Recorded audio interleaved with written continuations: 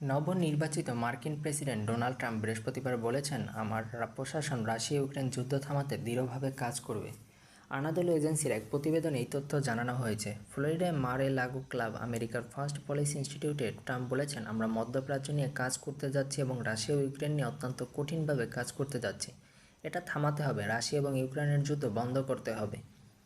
নবনির্বাচিত president Trump আরও বলেন, আজ আমি একটা রিপোর্টে দেখলাম গত 3 দিনে হাজারো লোক নিহত হয়েছে, হাজার হাজার নিহত হয়েছে।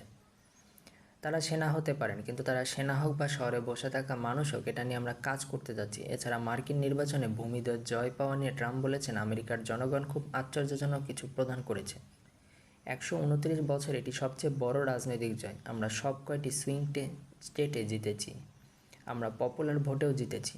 গত 5 নভেম্বর নির্বাচনে জয়লাভ করার পর থেকেই দেশ ভালো কিছু করেছে বলে দাবি করেছেন নবনির্বাচিত প্রেসিডেন্ট। এ নিয়ে ট্রাম্প বলেছেন, এখন একটি বিষয় হচ্ছে স্পিকার।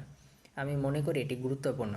আপনার একটি বিল পাশ করা উচিত, আপনার মেয়াদ 5 নভেম্বর থেকে শুরু করা উচিত। এবার নির্বাচনে ট্রাম্পের রিপাবলিকান দেশটির কংগ্রেসের উভয় পক্ষ সিনেট ও প্রতিনিধি পরিষদে সংখ্যাগরিষ্ঠতা পেয়েছে।